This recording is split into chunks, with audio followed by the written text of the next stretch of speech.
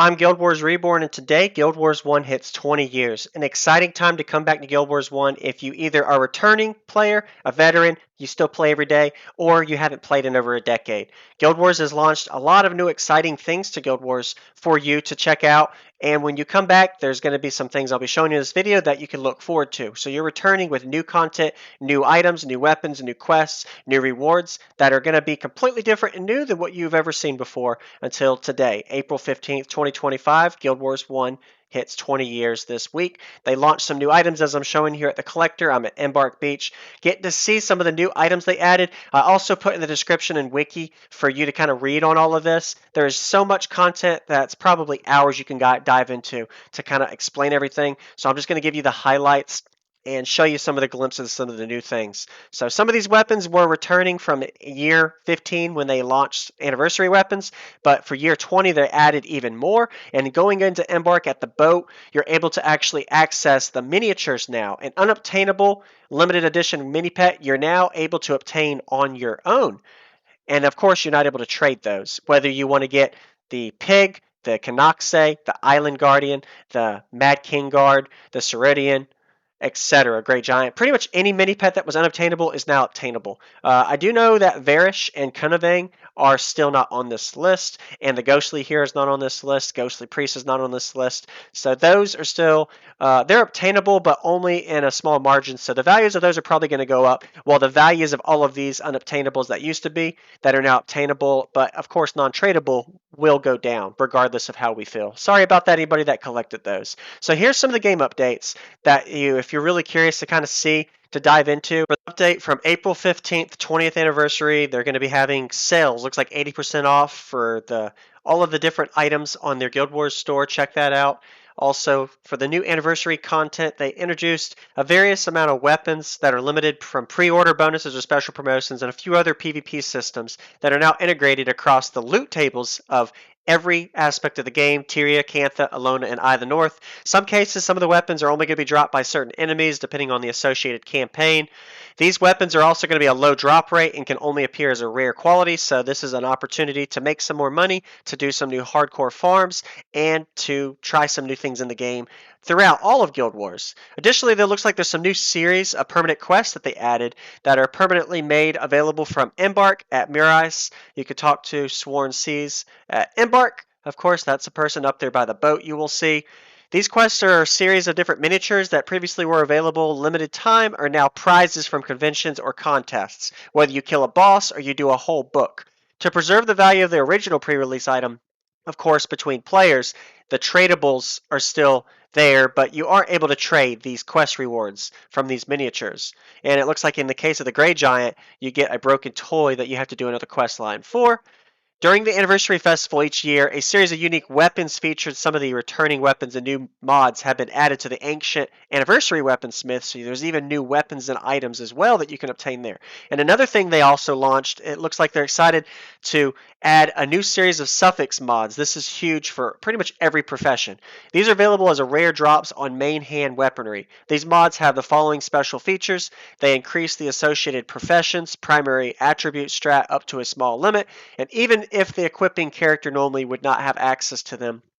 The weapon needs to be upgraded to a special streak effect when used in combat based on that profession associated with the color. In this case, the spears, bows, rods, and staffs, which aren't often don't support a streak of the weapon itself, there is a streak applied to their projectiles. And for rods, as of the other suffixes, these mods will only appear in the Nightfall or Eye of the North areas, is what it says here.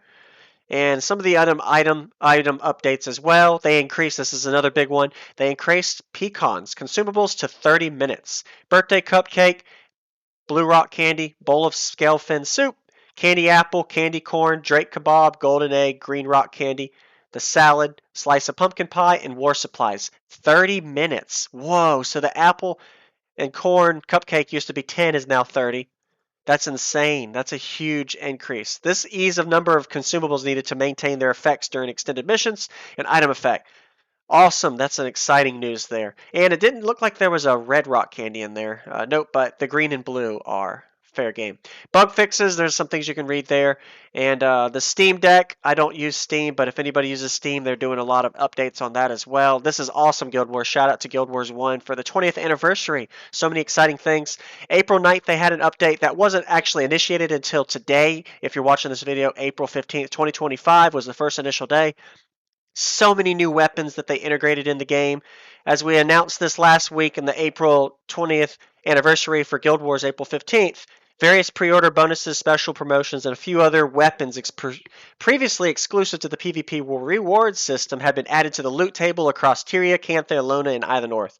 These weapons are only appear as a rare quality drops and are randomized, rather they are featuring fixed stats or free creation of their bonus item incarnations, rods, staffs, shields, and bonus of focuses that can also drop in a variety of different stat requirements.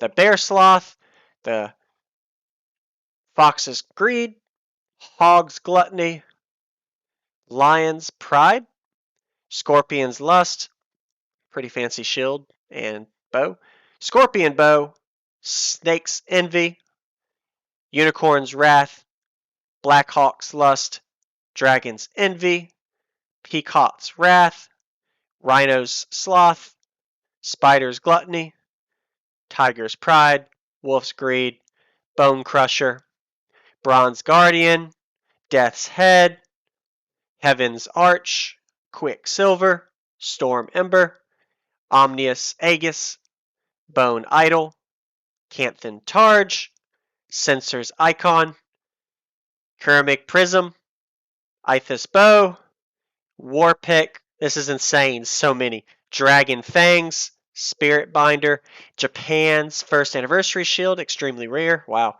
Soulbreaker, Sun Spear weapons, Dark Steel Longbow, Glacial Blade, Glacial Blades, Hourglass Staff, Lesser Etched Sword, Greater Edged Sword, Arced Blade, Greater Arced Blade, Lesser Granite Edge, Greater Granite Edge, Lesser Stone Blade, and Greater Stone Blade. Wow, that's a lot. And for the miniatures, the miniature pig, Grawl, Panda,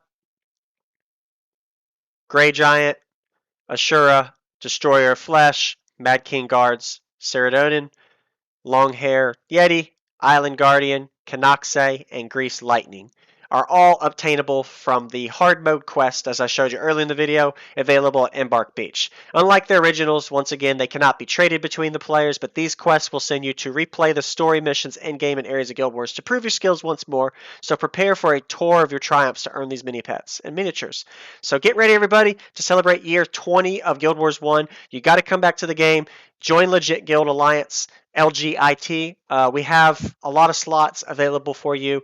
We're having an average of 900 to 1,100 members a day and growing because of this update. So definitely check out the Kamadan and the details in the description if you want to join LGiT. Also, join our Discord, discord.gd/GW1 to join LGiT Guild.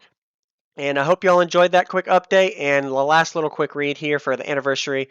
Everything is on Wiki. Game updates, put the link in the description as well so you can kind of see everything. But just to highlight the summary is new permanent quests, new permanent weapons, new release of limited release miniatures reappeared to the game as non-tradable. You'll also keep your eyes out for a lot of other new loots. Consumables have extended to 30 minutes instead of the 5 to 10 normal pace. And of course, there's other things mentioned prior and you saw in the video. So once again, thank y'all for watching. Subscribe for more Guild Wars content coming your way. Exciting time for Guild Wars 1 hitting 20-year anniversary. Go to the Guild Wars store and looks like you could save some money right now buying things that look 60 to 80% off, depending on what you want to do. 60% for most of the costumes and quality of life add-ons and 80% off for the main game, and even a new 20th anniversary masterpiece collection that you're able to purchase if you would like. Prophecies, Factions, and Nightfall Eye the North, and some special bonus items, and now even the bonus mission pack. I'll see y'all in game. See y'all in the next video. Later.